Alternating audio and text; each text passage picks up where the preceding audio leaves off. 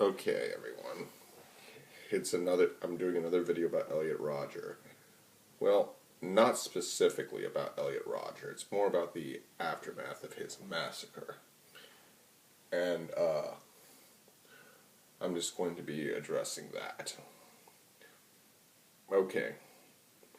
After the Isla Vista killings, in which Elliot Rodger went on his, stabbing, ramming, and drive-by shooting rampage, he killed himself after killing 6 people and wounding another 14.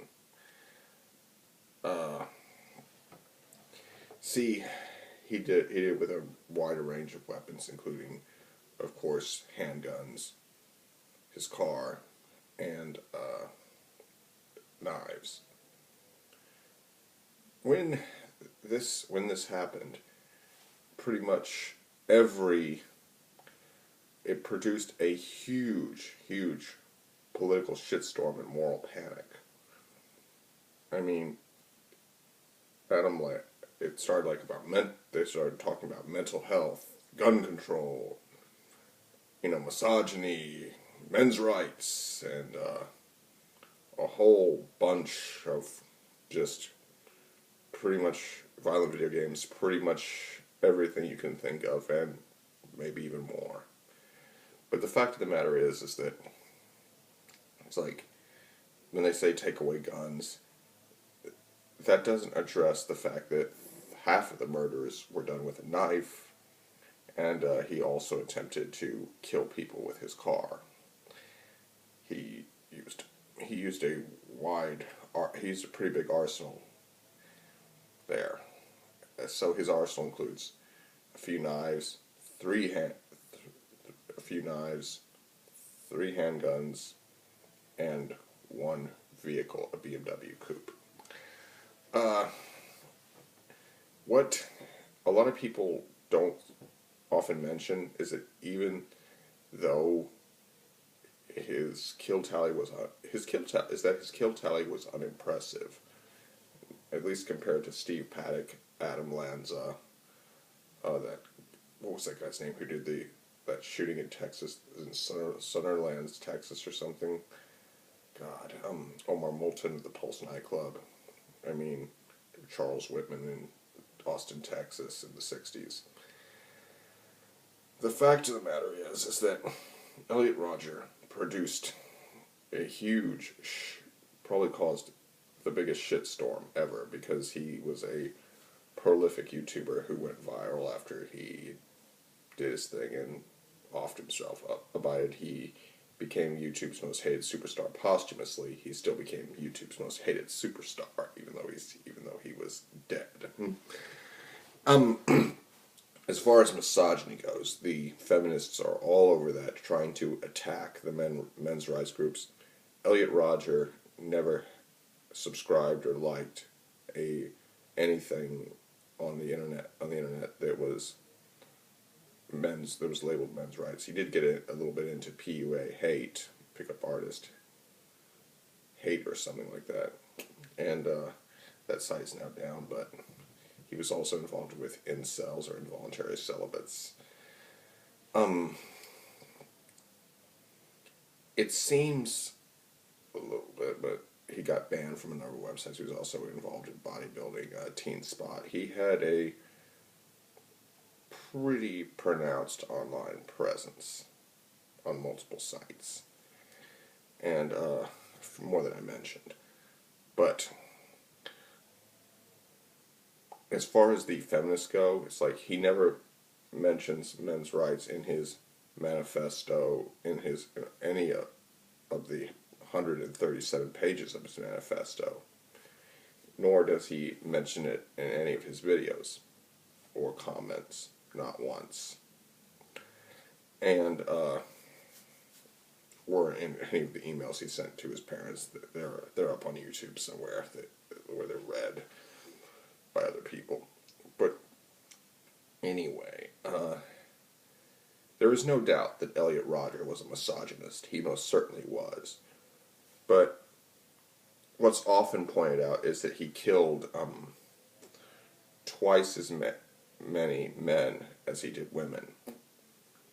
And what's very, very often overlooked is the fact that he also not only wanted to punish women for withholding sex from him, he also wanted to punish men who who got what in his mind he deserved. So he was the what most people don't understand is that he was a misanthrope. He frequently calls humanity. He frequently bashes all of humanity, and it's not on throughout his manifesto. He often singles out specific groups, not just women. He talks shit about black people, black men. He talks shit about Asian men, Indian men, and keep in mind he's not white. He's half white, half Asian, or was, but he still talks shit about Asians. He was overwhelmingly racist. I mean, he was probably more racist than a lot of those guys you saw at Charlottesville. And he was just a freak show. Anyway, then we come to the people who wanted to deal with, who demanded more gun control. That does not address the fact that half of the murders were committed with a blade or edged weapon, i.e. a knife, nor does it address the fact that he tried to kill people with his vehicle. And Elliot Rodger, he had like a very elaborate plan. Just read the last 20 pages of his manifesto. It's insane, and I'm pretty sure that if he knew how it was going to turn out, he probably would have been very disappointed. I'm pretty sure he did a lot more damage in his mind than he actually did. And what it is it's like, his entitlement, it was off the charts. And he believed that he had the ability to that he really, what he did is he had, towards the end of his manifesto, he began to develop this his own political ideology. A lot of people say it was very fascist, but it was really more communist when you think about it. Because in his words, he wanted to starve all women to death and keep a few of them alive so that they could be artificially inseminated with sperm samples so that the human race could keep going. And he wanted to completely abolish sex so all men would grow up fair and equal. Doesn't that sound like communism, comrade? And it's, anyway, as I mentioned before in my earlier video, he wants to have a huge tower built for himself so he could oversee, this basically weight loss camp, this sadistic weight loss camp, and watch all the women die. And he says, if I can't have them, no one will. He'd imagine thinking to myself,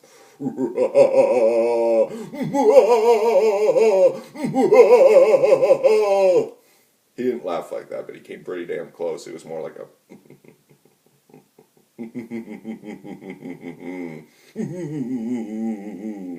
that maniacal laughter like a Dragon Ball Z villain. Or another type of, or a fantasy villain or something like that. And, anyway, the maniacal chuckling aside, that comes to my next point, is that he was also, a lot of people want to regulate the sale or outright ban violent video games and pornography, when in reality, Elliot Rodger did not expose himself to pornography that much, at least by his account. He was, I think the first time he ever came in contact with pornography, at least the one that he mentions, is when he's in a cyber cafe and he flips the fuck out. It just scares the hell out of him. And he doesn't really talk too much about pornography in his manifesto. Well, really his autobiography. He said manifesto, but it's really an autobiography, except for the end. And it's just, I really think that we need to just stop for a minute. The problem, it's like they talk about mental health with Elliot Rodger, like how they need more mental health services. Elliot Rodger got a pretty good dose of that. I mean, his parents had him in therapy, he had life coaches, he was prescribed medication, which he did not take, by the way. And so we ultimately, there isn't a simple solution to all of this. There really isn't. And the fact, Elliot Rodger just, there have been a whole slew of people trying to label him as stuff, like autism, schizotypical personality disorder, narcissistic personality disorder, sociopath, avoidant personality disorder, social anxiety, just a whole list of things that just goes on and on and on and on and on. But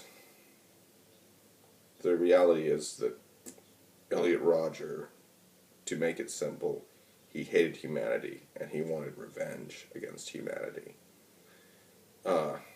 They talk about, bad parenting. His parents tried their best. They really did.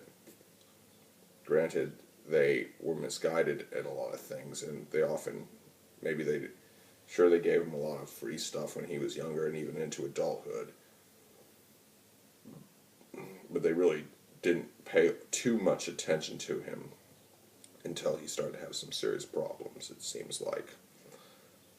Although I can't blame them. Elliot Rodger is responsible for his own actions. Do I feel sorry for the victims? Yes. Do I feel sorry for their families? Yes. Hell, I even feel sorry for his parents. But do I feel sorry for him? No! The answer is no. N-O. And, it's just, this whole situation is people want an easy answer. They want to push their political agendas that aren't even related to this.